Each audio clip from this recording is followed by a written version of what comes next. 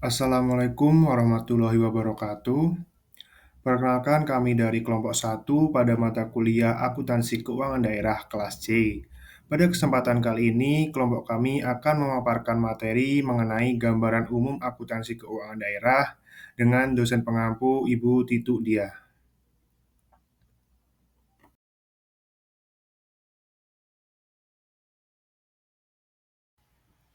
Perkenalkan, saya Dwiki Rovin Setiawan dengan akhiran NPM 425.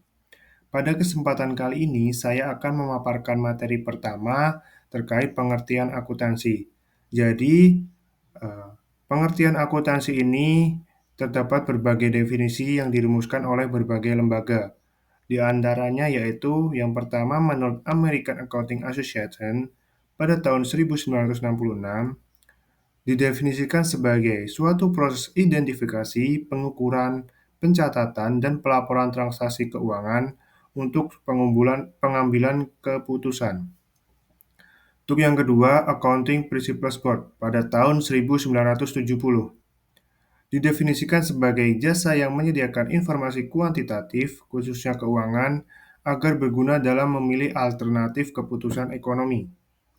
Untuk yang ketiga, menurut PP nomor 71 tahun 2010, didefinisikan sebagai suatu kegiatan identifikasi, pencatatan, pengukuran, pengklasifikasian, pengikhtisaran, serta interpretasi transaksi atau peristiwa keuangan. Jadi, inti dari akuntansi itu menyediakan informasi keuangan yang relevan sebagai dasar dalam pengambilan keputusan. Untuk yang selanjutnya, secara garis besar, akuntansi ini dapat dipahami dari dua sudut utama. Yang pertama yaitu fungsi kegunaan, di mana dalam fungsi kegunaan ini akan memberikan suatu informasi kuantitatif mengenai kesatuan ekonomi. Dan informasi itu tentunya terutama yang bersifat keuangan, sehingga tentunya akan bermanfaat dalam suatu pengambilan keputusan. Untuk yang kedua yaitu terkait proses kegiatan.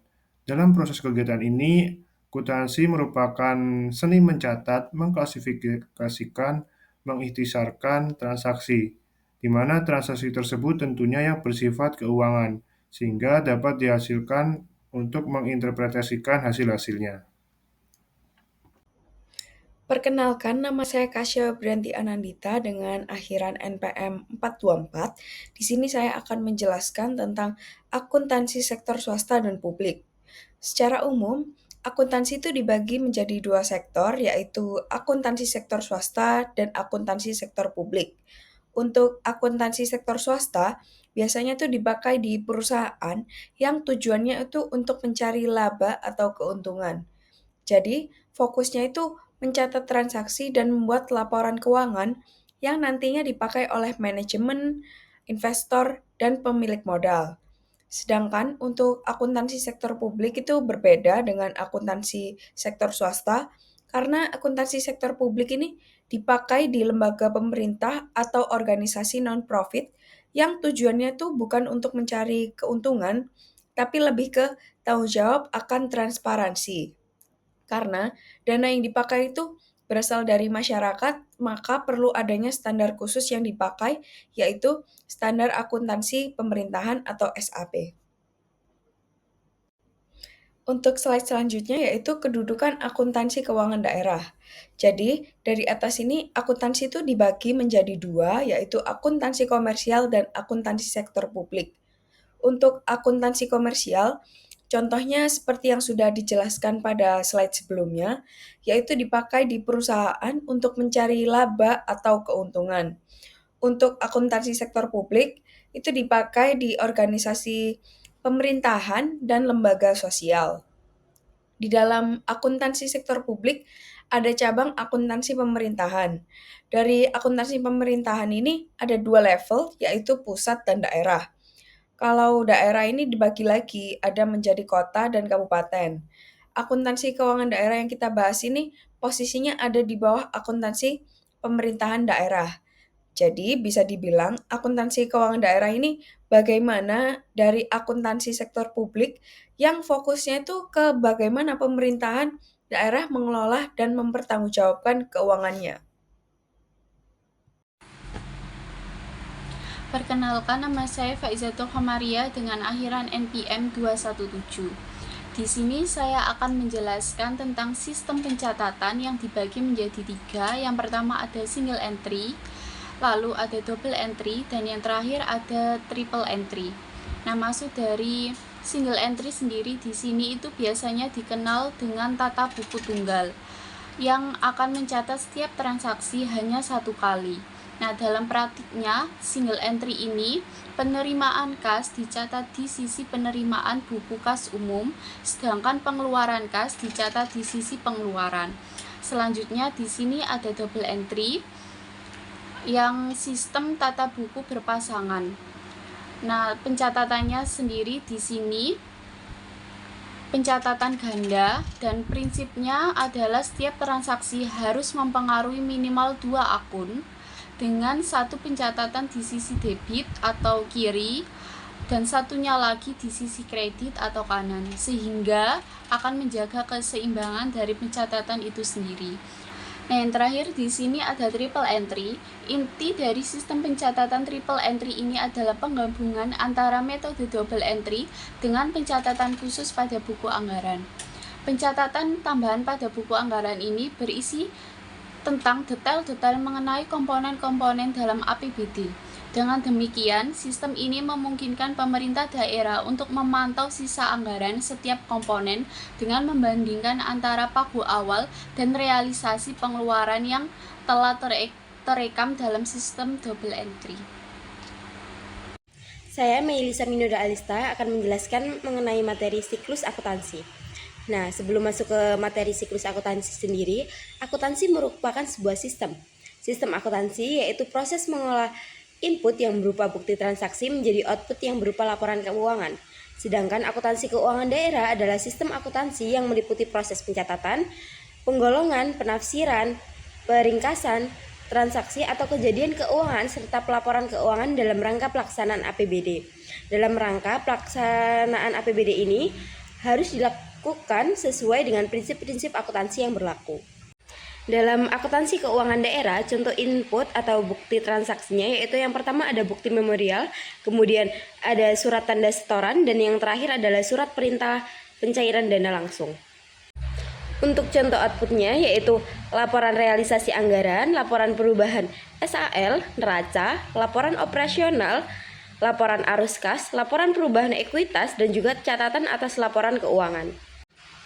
Sistem akuntansi keuangan daerah yang telah dijelaskan sebelumnya dapat dijelaskan lebih rinci lagi dengan siklus akuntansi, yaitu yang pertama, jika transaksi keuangan sudah terjadi, maka akan ada bukti transaksi. Bukti transaksi inilah yang akan menjadi dasar pembuatan jurnal umum. Setelah jurnal umum dibuat, dapat diposting ke dalam buku besar, dan buku besar akan dibuat. Untuk yang selanjutnya yaitu materi mengenai asumsi dasar. Jadi menurut PP nomor 71 tahun 2010, prinsip yang dapat diterima sebagai kebenaran pembuktian agar standar akuntansi itu dapat diterapkan. Setidaknya terdapat 3 asumsi. Yang pertama, kemandirian entitas. Jadi di mana setiap unit organisasi diperlakukan sebagai entitas yang berdiri sendiri dan wajib menyusun laporan keuangan, sehingga pelaporan keuangan antar instansi pemerintah ini tidak saling bercampur. Untuk yang kedua yaitu kesinambungan entitas. Jadi laporan keuangan itu disusun dengan asumsi bahwa entitas pelaporan akan berlanjut keberadaannya. Untuk yang ketiga yaitu keterukuran dalam satuan uang atau monetary measurement, di mana laporan keuangan entitas pelaporan itu harus menggambarkan setiap aktivitas yang diasumsikan dapat diukur dalam suatu satuan mata uang. Saya Khalifatu Nurhandini dengan NPM 090 selanjutnya akan menjelaskan materi mengenai karakteristik kualitatif laporan keuangan. Disebutkan dalam PP nomor 71 tahun 2010 mengenai kerangka konseptual akuntansi pemerintahan, terkhusus pada paragraf 35 sampai 40, karakteristik kualitatif laporan keuangan adalah ukuran-ukuran normatif yang perlu diwujudkan dalam informasi akuntansi sehingga dapat memenuhi tujuannya. Terdapat 4 karakteristik yang menjadi syarat normatif dan diperlukan dalam pemenuhan kualitas laporan keuangan pemerintahan yang dikehendaki. Yang pertama, informasi tersebut harus relevan. Yang kedua, informasi tersebut harus andal. Yang ketiga, informasi tersebut dapat dibandingkan. Dan yang keempat, informasi tersebut dapat dipahami. Karakteristik yang pertama yaitu relevan. Laporan keuangan dikatakan relevan jika informasi di dalamnya dapat mempengaruhi keputusan dari pengguna dengan membantu mereka mengevaluasi peristiwa masa lalu atau masa kini dan memprediksi masa depan, serta menegaskan atau mengoreksi hasil evaluasi mereka di masa lalu. Nah, informasi bisa dikatakan relevan jika informasi tersebut memiliki manfaat umpan balik atau feedback value, memiliki manfaat prediktif atau predictive value, informasi tersebut tepat waktu, dan informasi tersebut lengkap. Perkenalkan, nama saya Prielminanta Nugra dengan NPM 220130101147. Di sini saya akan menjelaskan mengenai karakteristik tentang analisa laporan keuangan, yaitu pada bagian andal. Informasi yang dikatakan andal jika bebas dari kesalahan material dan penyajian yang bias. Informasi yang andal harus memiliki 5 karakteristik utama. Yang pertama yaitu penyajian jujur, yaitu mencerminkan transaksi dan peristiwa lain yang seharusnya disajikan dengan wajar. Yang kedua yaitu substansi mengungguli bentuk. Pencatatan transaksi didasarkan pada substansi ekonominya, bukan hanya pada bentuk hukumnya. Yang ketiga yaitu netralitas. Netralitas tidak bias atau berpihak pada kepentingan kelompok tertentu saja, maupun semuanya. Yang keempat yaitu pertimbangan sehat. Pertimbangan sehat yaitu kehati-hatian dalam menghadapi ketidakpastian. Dan yang terakhir yaitu kelengkapan. Informasi yang relevan disajikan secara lengkap dan akurat. Karakteristik yang ketiga adalah dapat dibandingkan. Informasi yang termuat dalam laporan keuangan akan lebih berguna jika dapat dibandingkan dengan laporan periode sebelumnya atau laporan keuangan entitas pelaporan lain pada umumnya. Perbandingan dapat dilakukan secara internal maupun eksternal. Perbandingan internal dapat dilakukan bila entitas menerapkan kebijakan akuntansi yang sama dari tahun ke tahun. Sedangkan perbandingan secara eksternal dapat dilakukan bila entitas yang diperbandingkan menerapkan kebijakan akuntansi yang sama. Selanjutnya saya akan menjelaskan mengenai karakteristik kualitatif laporan keuangan pada bagian dapat dipahami. Dapat dipahami yaitu informasi dalam laporan keuangan harus mudah dipahami oleh pengguna yang memiliki pengetahuan memadai tentang akuntansi, aktivitas, dan ekonomi pemerintah. Informasi ini tidak boleh terlalu rumit atau ambigu. Pengguna diasumsikan memiliki kemauan untuk mempelajari informasi yang disajikan dengan wajar. Perkenalkan, nama saya Wila Bibowo dengan aliran NPM 212. Saya akan menjelaskan tentang basis akuntansi. Basis akuntansi adalah analisa yang digunakan untuk menentukan kapan transaksi dicatat dalam laporan keuangan. Dalam akuntansi pemerintahan terdapat 3 jenis basis akuntansi, yaitu basis kas, basis menuju akrual, dan basis akrual. Basis kas yaitu mencatat transaksi hanya pada saat kas diterima atau dibayarkan. Fokus utama terletak pada arus kas masuk dan keluar, sehingga laporan hanya menekan pertanggungjawaban kas. Kemudian yang kedua yaitu basis kas menuju akrual, merupakan tahap peralihan menuju sistem akrual penuh. Pada sistem ini pendapatan belanja dan pembiayaan masih dicatat menggunakan basis kas, sedangkan aset, kewajiban, dan ekuitas dana sudah dicatat dengan basis akrual. Sistem ini memudahkan pemerintahan untuk menyesuaikan diri sebelum beralih sepenuhnya ke basis akrual. Kemudian yang ketiga yaitu basis akrual, itu mencatat transaksi ketika peristiwa ekonomi terjadi, ketika kas belum diterima atau dibayarkan. Pendekatan ini memberikan gambaran yang lebih lengkap mengenai kondisi keuangan karena mencatat seluruh aset, kewajiban, dan ekuitas. Perkenalkan, saya Isna Wahyu Amalia dengan NPM 093. Selanjutnya adalah prinsip akuntansi dan pelaporan keuangan. Jadi, berdasarkan PP nomor 71 tahun 2010, maksud dari adanya prinsip akuntansi dan pelaporan keuangan itu berfungsi sebagai pedoman dalam melakukan penyusunan yang sesuai dengan standar dan pelaksanaan akuntansi. Dan bagi pengguna laporan keuangan, agar laporan yang dihasilkan dapat mudah dipahami, andal, serta wajar. Nah, terdapat 7 prinsip akuntansi. Yang pertama adalah prinsip nilai historis. Jadi, dalam prinsip nilai historis ini, aset dan kewajiban dicatat berdasarkan biaya perolehan awal, atau jika tidak ada nilai historis dicatat dengan menggunakan nilai wajar. Nah, nilai historis ini lebih dapat diandalkan dibandingkan dengan penilaian-nilainya, karena nilainya itu lebih objektif dan dapat diverifikasi. Lalu prinsip yang kedua adalah prinsip realisasi. Jadi dalam prinsip realisasi ini, seperti kita mengambil contoh, jika pemerintah memperoleh pendapatan, lalu pendapatan diakui pada saat pendapatan tersebut tersedia, dan pendapatan tersebut diotorisasi melalui anggaran untuk membiayai belanja atau utang pemerintahan dalam suatu periode fiskal. Lalu prinsip yang ketiga adalah prinsip substansi mengungguli bentuk formal. Jadi transaksi dicatat secara wajar sesuai dengan substansi dan realisasi ekonomi, bukan hanya dalam bentuk formalnya.